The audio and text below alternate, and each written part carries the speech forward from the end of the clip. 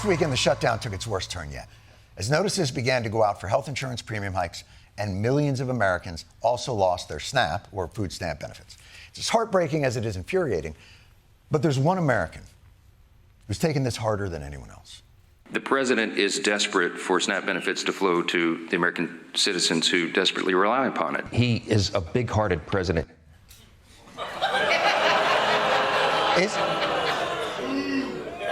Is he? Big-hearted? Loves us?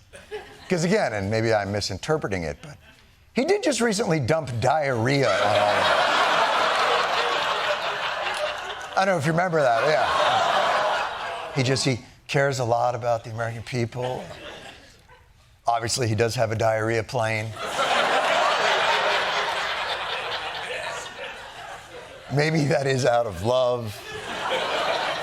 I don't know.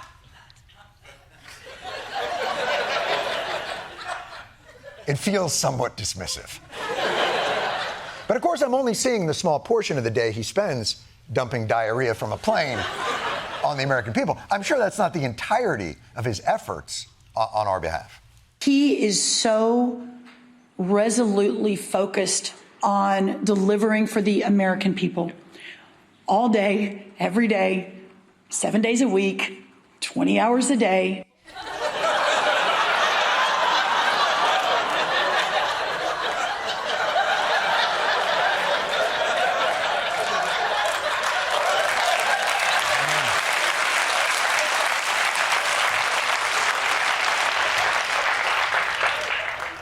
Did we miss an executive order about how long days are? How far did you guys set your clocks back?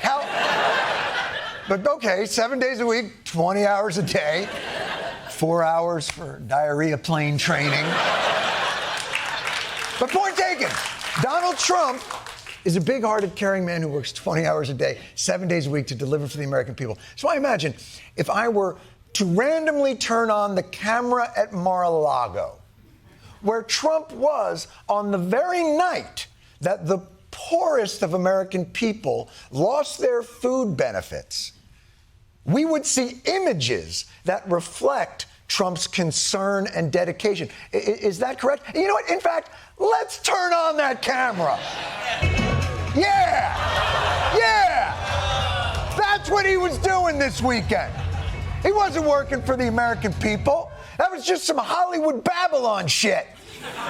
That once and for all shows that Donald Trump doesn't give a f*** about even looking like he gives a f***. Doesn't give a f*** at all. Also, honestly, how uncomfortable is the seating at Mar-a-Lago? On the very night SNAP benefits ended, Trump threw a Great Gatsby-themed ode to decadence and hedonism that even Jeffrey Epstein would have thought was a little over the top. There were dancers, costumes, champagne, a wonderful celebration where the theme was apparently gross income inequality. The slogan of the party, as people were losing their food benefits, was, I shit you not, a little party never killed nobody. Did you even read The Great Gatsby? Spoiler alert, the party killed somebody. Two buddies. How do you not know that? I knew that, and I've only read the Cliff Notes. The Great Gatsby is a cautionary tale, and it's the theme for your... What'd you just think? Oh, it's a great book about a rich guy who bangs married ladies. No! Partially, yes, but the subtext. You see, usually in a time of national suffering, there's a generally accepted principle in leadership that you at least pretend to feel the pain of the people that you represent. But this president seems to go out of his way to let struggling Americans know that he is doing very well. Your premiums may be going up. Tariffs may be shutting down your small businesses. You may be losing your food assistance, but it'll all be okay because Donald Trump is building a ballroom that looks like the inside of Marie Antoinette's vagina. Yeah!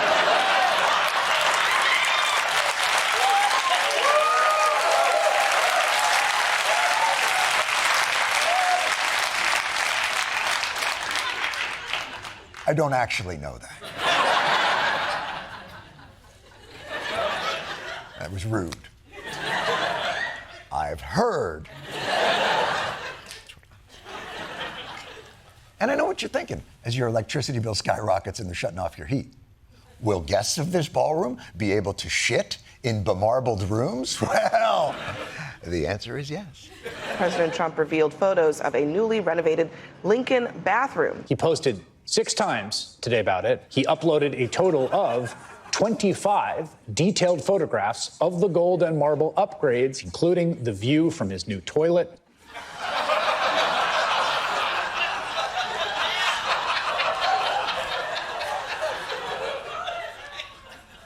You know, I'm not an architect. Who designs a bathroom with ass-level windows? I mean, isn't that... Aren't you gonna frost the glass a little bit there? Throw some shutters up? You're gonna have tour groups walking by just like, go. Oh, no. That's not good. So with all this, it's kind of hard to argue that Trump has been laser focused on, needy Americans and funding SNAP benefits during the shutdown, especially when the notorious power-grabbing unitary executive that is Trump pleads that his bruised hands are tied.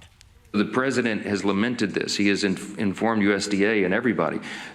Do as best you can, but the money doesn't exist to do it. The truth is there's no legal mechanism to do it. President Trump can't just wave some magic wand and fix the mess. There's nothing we can do at this point. There's not much more we can do because the rules of the road by which we have to play.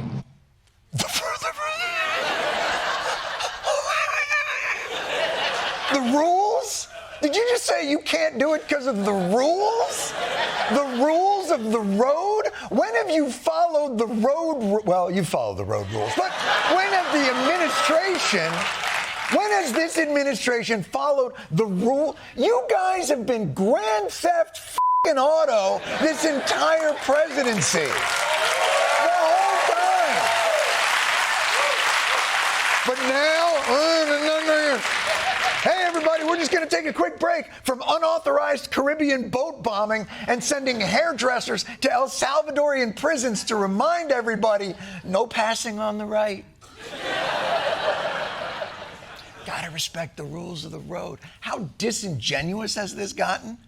You'll never guess which branch of government that the Trump administration is deferring to for guidance on these food assistance payments.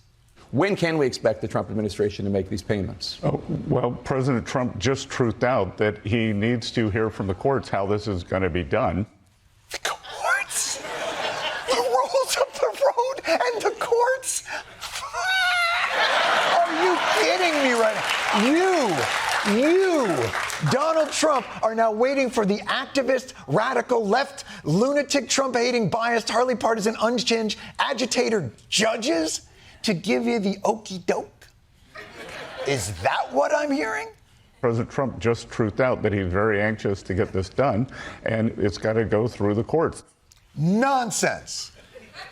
And stop trying to make truthed out happen, okay? Like it's a real verb. Well, it's an excellent question. He just truthed out. Like what? Just say, the president said. Now, the president truth talked. You're a grown man. You're a grown man. Act like it. Secretary of the Treasury. Hey, yo, did you see what Trump truthed out? Like 6'7", bussin'. Whoa, hey. I'm bussin'. I was told that means something. So the courts ruled Friday that the administration does have to continue some SNAP benefits, and the administration has finally agreed to at least partially fund it. But even then, they're so weird about it. We have a little rainy day fund for food stamps in case there's a disaster, which is about half as much as you need for a month of food. And they're saying, oh, just release that. Yeah, that's exactly what we are. It's a rainy day fund. This qualifies. But also, as you've seen with the hurricane in Jamaica, that, you know, if our rainy day fund is gone, then what happens if we have a rainy day? It doesn't have to literally be a rainy day to be a rainy day fund. What is wrong with we have the money, and I see you're hungry, but you're not hungry and wet. So get doused and then come back and see me. If you really want to know why the administration seems reluctant to push the issue, you have to burrow a little deeper into the MAGA hive as they begin to express their subtle reservations about a program that feeds 40-some million people, including 16 million children. On Amazon, you can use SNAP benefits to buy an ounce of caviar for $70. I mean, like, I don't think I've even had caviar myself. Like, why should this be who signed off on this? Relax. I know you're upset. Put down the Panera-charged lemonade and calm down. My guess is, and I can't back this up, is that the majority of food stamps are not spent on Amazon caviar. What is it about these people that get these benefits that bothers you so much? And please, feel free to make me read between the lines. Food stamp money will be cut off, and the reaction from many SNAP recipients online has been threats, of course, of stealing and violently assaulting anyone who tries to stop them. Why are people who weigh 300 pounds on SNAP? Is there no weight limit for a free food program? People are selling their benefits. People are using them to get their nails done, to get their weaves in their hair. Subtle. With the B-roll you used and the verbiage. I mean, you guys could be referring to any one of the 40-some million who were using food stamps to get weaves. Or subscribe to BET Plus. Or people, I don't know, just people who have a People History Month. I don't know who you're referring to. It's as though there's people in this country who deserve a break, and then people who don't. And we all know who those people are. It was really the centerpiece of Trump's campaign. Kamala's for they, them. President Trump is for you. Simple and effective. Might have gotten him elected. And the real brilliance of it is Trump never actually told America who you were. Are you you? Or are you they, them? Who's they? Who's who? You? I don't know. I'm sure it's apparent in the Trump children's book. You know who you are. Now, as the they-them suffer through the shutdown and Trump pretends his hands are tied, who are the yous that do get the benefit of Trump's largesse? President Trump has announced a $20 billion bailout for Argentina. Whoa, they're you? Or the more formal usted? Wow, $20 billion to bail out Argentina. No offense, Mr. President, but it seems kind of weird that when people are going hungry at home to hand out that much cash to another country. Argentina's fighting for its life, young lady. You don't know anything about it. They're fighting for their life. Nothing's benefiting Argentina. They're fighting for their life. You understand what that means? They have no money. They have no anything. They're fighting so hard to survive. Oh, my God. I'm so sorry. I didn't realize that Argentina was struggling. And I'm sure that they are using our bailout money in a responsible way that doesn't take for... A weave! Ah! Damn you, Argentina! I'm just curious. Is that a weave or is that literally just Al Yankovic? What are we doing? I'm just curious, there's a lot of countries suffering, including the one that you run. What makes their suffering more urgent? I happen to like the president of Argentina. I think he's trying to do the best he can. How nice for Argentina. If only our president had an in with Donald Trump. We live in bizarro world. The president of the United States is no longer even trying to justify random foreign aid or blatant cryptocurrency corruption or let them eat cake optics. All because he loves us. He claims it's America first. And it creates moments of such blatant irony that words almost fail. Do you know what some of the billions going to Argentina are being used for in the midst of what may be a burgeoning hunger crisis in America? President Donald Trump buying beef from Argentina. Beef? What the f***? Trump is for you, Argentinian beef cattle ranchers. Did you think you were American cattle ranchers? No, you're they, them. They're you and you're they, along with the people on food stamps who will not be able to partake in this new Argentinian beef glut. Wrap your head around that. In a different time on this program, we would illustrate this disparity with a short play. Probably would have had John Oliver come out dressed perhaps like Oliver Twist. We would do a whole thing where he's begging the president, please, sir, I'd like some more beef. Argentinian beef. Yes, and John would be using his fake English accent. John is from Fort Lee. But obviously we can't do that. John and I work on different 1 days a week. But you know what? This delicious irony is still playworthy. So I will do the Oliver part, albeit with my own cultural stereotypes. I give you... Oh. Yeah. Don't get ahead of me. I give you hungry fiddler too weak to climb to the roof.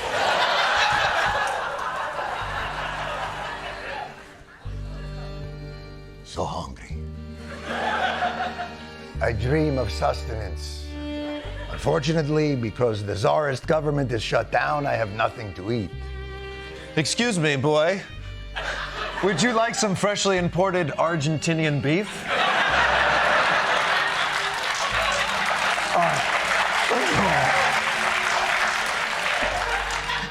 Was I supposed to be a boy in this?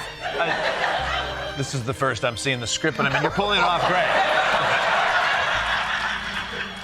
But sir! No, that's like that. I'm just gonna go back to old Jew. I'm so hungry. Oh, well, we happen to have this delicious Argentinian meat that's undercutting the prices of the meat that you normally get. Bless you. Bless you. Bless you, boy chick. I'm so hungry. No! No beef for you. We don't take food stamps, because you'll just spend them on, do Jews get weaves? No. And scene. Well done, sir. Nicely done. Really appreciate it. Well done. Yes. Why not?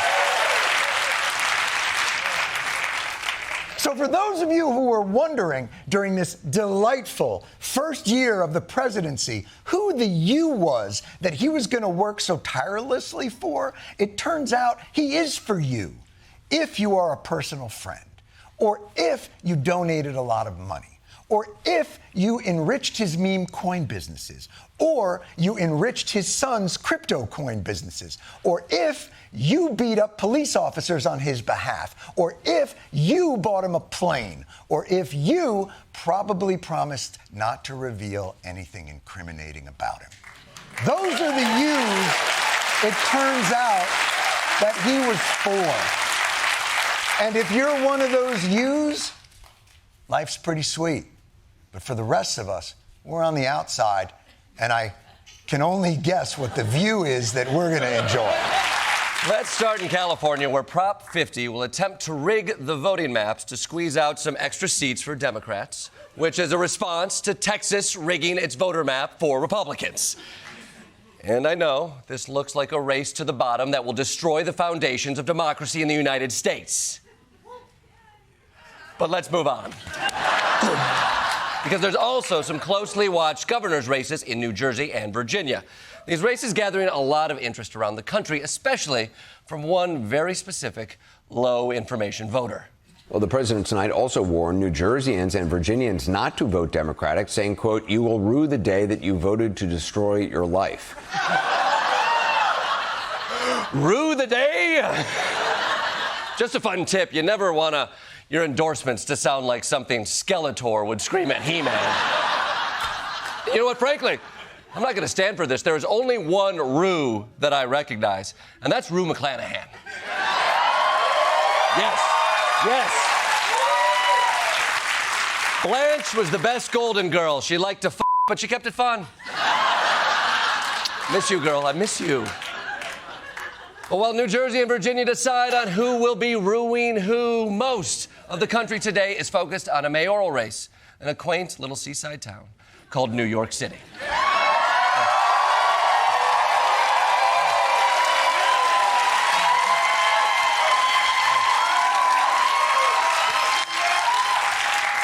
I see you've heard of it. The Democratic frontrunner Zohran Mamdani was campaigning this weekend, and based on his itinerary, see if you can guess how confident he is. Are you ready to win this race?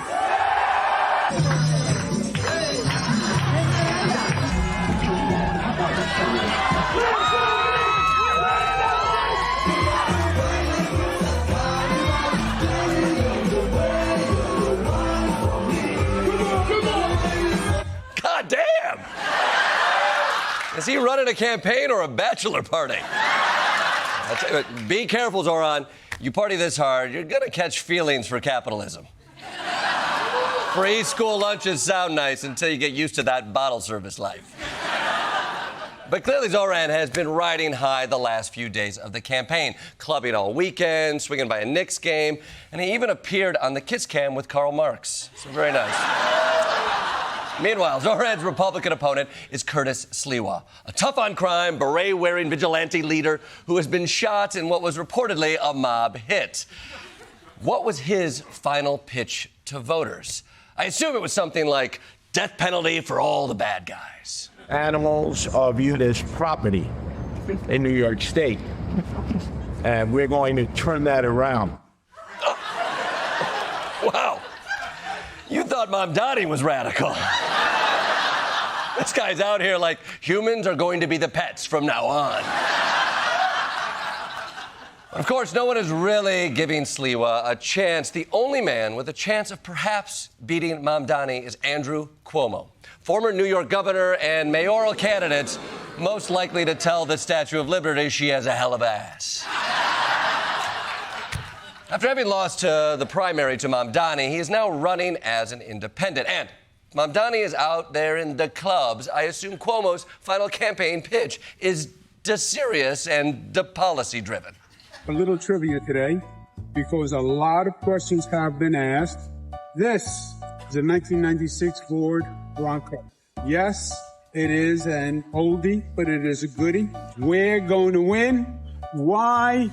Because of this Ford Bronco. Hold on. Okay.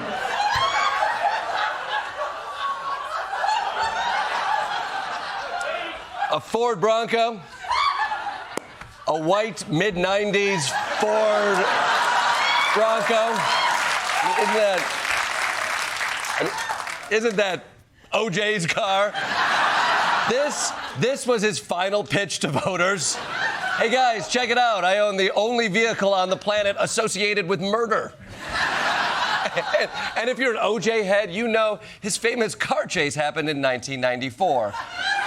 Which means Cuomo went car shopping 2 years later and thought, yeah, this will help me pick up the chicks. You know what? Don't worry. Andrew Cuomo isn't that oblivious. He's very aware that this car brings up bad memories of loose juice. Also been ridiculed quite a bit. People saying, oh, that's the O.J. Bronx bit. Actually, it's not the O.J. Bronx. And if you look closer, you will see the black and gold stripe on the side. That clearly distinguishes it from the O.J. Bronx. Yeah, I see that. Okay. Andrew, can you please not touch it like that? I mean, come on. I mean, why don't you lick your finger? This is my truck's clitoris right here, just right here. Believe me, you can show off your cool car without doing one in the pink, two in the stink. Now, as surprising as it may seem, Mamdani's critics are not super confident in Andrew Cuomo's final message of, watch me flick the bean on my murder car. So, it's a tough pitch. So, some Republican officials have stepped in with a last-ditch Hail Mary message. Hey, doesn't this guy look like 9/11? He is a jihadist. This is someone who went and did a photo op with an unindicted co-conspirator of the World Trade Center bombing. And it's really unthinkable that a little over 20 years since 9/11, you could have a pro-Hamas jihadist, full-blown communist who wants to defund the police as mayor of the greatest city in the world. Last night, Representative Andy Ogles posted a video of the 9/11 attacks with the caption, "Wake up, New York." Oh, how dare you, sir? Boo! Yes, Zohran Mamdani obviously did not do 9/11. We all know Bush did 9/11. Seriously, the cynical attempt to inject Islamophobia into this race is disgusting. Disagree with Mamdani's politics all you want, but his culture and faith is as much a part of New York as anyone else's. And there is nothing you can show me that will make me doubt for even 1 second that Mamdani does not belong in this great city. Zohran Mamdani unable to name Billy Joel's iconic song, New York State of Mind. Some folks like to get away. As a politician, it's important to be honest. Plays the piano from Long Island. Hop a flight to... You commie son of a bitch. Get the hell out of New York and never come back. Yesterday was election day in America, the first big election since Trump's 2024 victory. It was a chance to see if the Democrats had any pulse whatsoever. And last night showed not only are they alive, they are coked up like Don Jr. at a crypto convention. Whoa!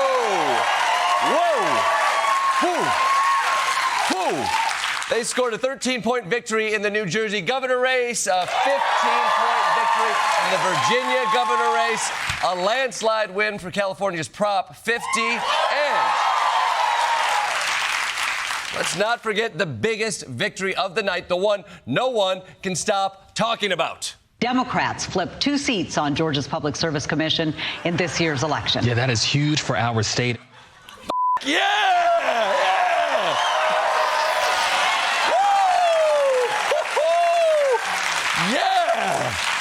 The Georgia Public Service Commission. When I say Georgia Public, you say Service Commission. Georgia Public. Georgia Public. Oh, man. Oh. Do you folks know what this means? Yeah, seriously, do you know of any idea what this means? Okay, whatever. The Dems are taking the W. The point is, people were excited to vote, especially the younger generation. Hi, I'm so excited to vote. It's giving election day. It's giving election day? It's giving election day. Why are you here? What's the motivating factor? No, it's giving yes on Prop 50. It's giving hot people vote yes on Prop 50. This clip is giving me a migraine. It's giving me second thoughts about democracy being for everybody. It's giving, let's raise the voting age to 1 year older than she is. But this, you know what? This is a good reminder to everybody that when the Gen Zers at your office start glitching like that, it's good to unplug them for 10 seconds, then restart. Usually fixes the issue. But still, you can see the enthusiasm. People all over the country were excited to vote, even people who could not, technically speaking, vote. Officials in Kentucky were flooded with complaints from voters demanding to know why polling places were closed. Kentucky's Secretary of State cleared up the confusion, posting, quote, Kentucky votes next year. You cannot vote in Kentucky for the mayor of New York City or the governor of Virginia. Sorry.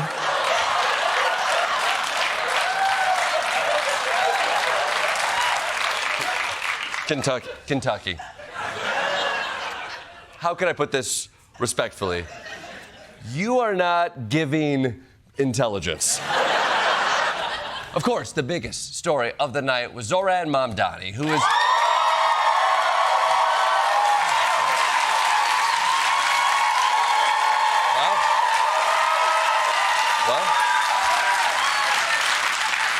Zohran Mamdani, who is democratically elected as Sultan of the People's Republic of Al-New Yorkistan. Mamdani won by assembly in a coalition of young people, working-class families, pagan graphic designers, non-binary baristas, and, of course, Bushwick couples looking to make him their third. Meanwhile, his opponent, Andrew Cuomo, had his votes eaten into by Republican candidate Curtis Sliwa. It was an unfortunate divide, but Cuomo's voters took it graciously. Hey, Curtis, you're a f***ing scumbag, like I said all along, all of these months. You f***ing got 8% of the vote. You split the f***ing vote. You f***ing sold out like f***ing Judas sold out f***ing Jesus. For the 30 f***ing points is over. Go f*** yourself. Whoa. I like hearing Bible stories told that way. Maybe I should go to church in Staten Island. Jesus curing the lepers. Meanwhile, Mary Magdalene is over here with the big flapping around. Forget about it. Corinthians 4:16. While some New Yorkers are turning so red Curtis Sliwa could wear them as a hat, other New Yorkers are processing their emotions in a different way. New Yorkers are going to flee. They're going to flee New York because of Zohran Mamdani. His win still sets the stage for a large mass exodus out of New York. With this guy in charge, you know, they're talking about 1 million people leaving New York City. Yes, a full 9% of people say that they will leave. Wow. You're telling me 9% of apartments are about to become available?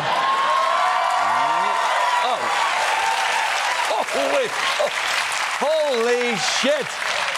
That would be the fastest a mayor has ever delivered on a campaign promise. But seriously though, I don't want 1 million people to leave New York City. I want 2 million people to leave New York City. My subway commute this morning was so packed, I had to sit on an elderly man's lap, and he was already stacked on top of a pregnant teenager. Now, I highly doubt that most people will follow through on their threats to leave New York. But it turns out one New Yorker already has his bags packed, and he happens to be the current mayor of New York City. Countries are calling me and asking me to come and do what I did in New York City. It's an amazing opportunity that's waiting for me. I can fly private now. I can go on a cruise. I can hang out in St. Bart. And the joy of it when y'all come and say, you know, what are you doing going to Spain? I could just give you the finger and keep it moving. I had to be stuck on stupid to want to do this again. You know? So let me bounce, man. I got a whole life to live. Hey, man, no one forced you to be mayor. You ran for mayor. And also, you're currently the mayor. You have 2 months left. It's way too early to give a Jerry Maguire speech. You bitches, I'm out. After Christmas. Right now, let's brainstorm on trash pickup, shall we? And by the way, why are you wearing a tuxedo shirt? Are you starting your day or ending it? How does this work? Today, Donald Trump announced a major deal to drastically cut the price of Ozempic and other weight loss drugs. It's all part of his campaign promise and his one consistent principle of no fatties. He made the announcement at the Oval Office today in an event that turned into a major HIPAA violation. Secretary Howard Lutnick, do you take any of this stuff, Howard? Okay, good. CMS Administrator, Mehmet Oz, he doesn't take it. Where's Steve? Is he here? Head of Public Relations for the White House? He's taking it.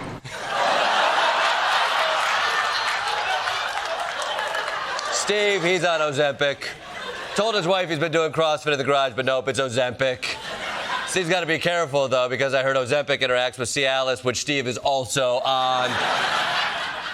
You know what? Joking aside, obesity is a serious issue. So this could be a benefit. Dr. Oz, you're a doctor. Theoretically, give us a reasonable expectation of success here. Mr. President, our estimate, based on the company numbers as well, is Americans will lose 135 billion pounds by the midterms. Whoa!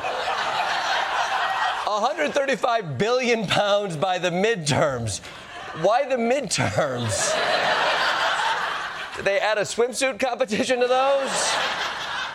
Look, I'm no mathematician, but 135 billion pounds divided by 340 million Americans means we each have to lose 400 pounds by the midterms. Look, and I know that sounds like a lot. But remember, that's just the average. Some people only lose 300 pounds, while other people will lose 500 pounds. Some of us will lose no pounds at all, which will be offset by everyone losing 800 pounds. The point is, regardless of how much you lose, Donald Trump will be tracking it and announcing your personal results at a press conference. And by the way, another crazy thing that happened at this health conference is that someone had a health emergency. He passed out. They attended to him. He's fine. But I only bring it up because it resulted in one of the greatest images of the Trump presidency.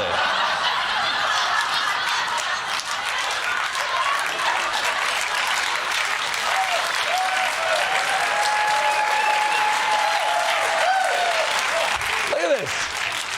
Everyone is attending to this guy. Meanwhile, Donald Trump is zoned out like he's in a marriage counseling session.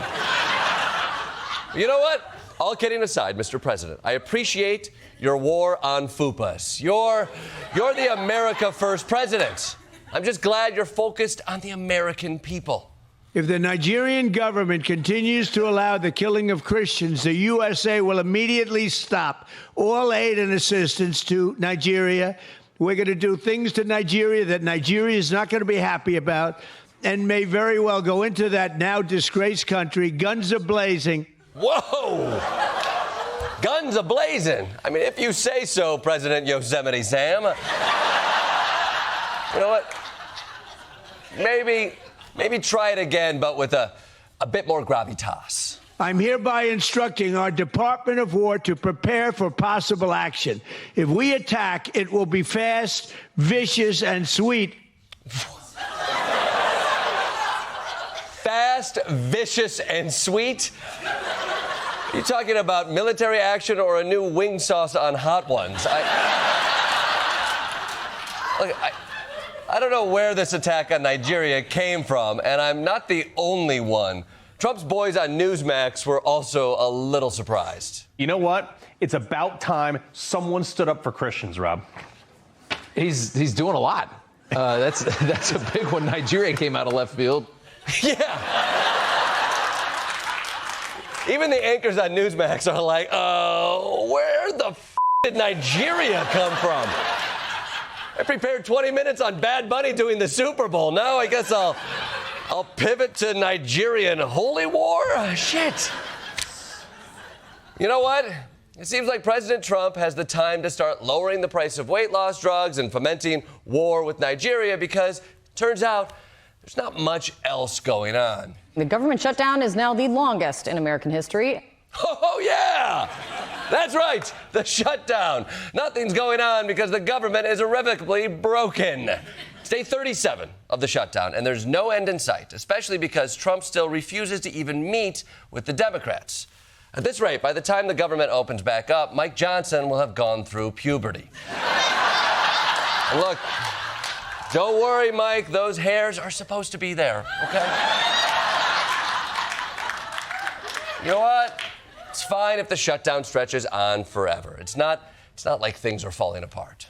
New details about the FAA's plan to make unprecedented reductions to air traffic beginning tomorrow to ensure the safety of the flying public during the government shutdown. The list of the 40 airports that will be affected, from Hartsfield-Jackson in Atlanta to LAX in Los Angeles, and from Miami to JFK in New York. 40 of the top airports? That's all the important airports. And don't come at me, Buffalo Lancaster Regional Airports. Your Hudson News is shit. That New Yorker was from 2 months ago. Get out of town.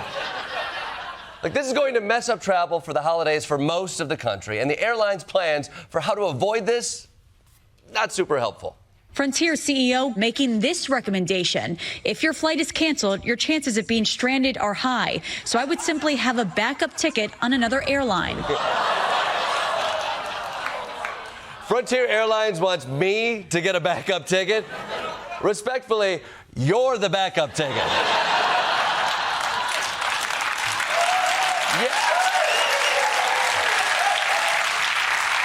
You've always been the backup tickets. It goes United, then Southwest, then American, then the Goodyear blimp, then a catapult, then Frontier Airlines. So, here's where we are. Our reality right now is that the president is spending his time doting on his pet projects and starting new wars, while the country is scrambling to deal with the immediate crises that he is actively ignoring. If only there was a picture that would offer a perfect metaphor for this.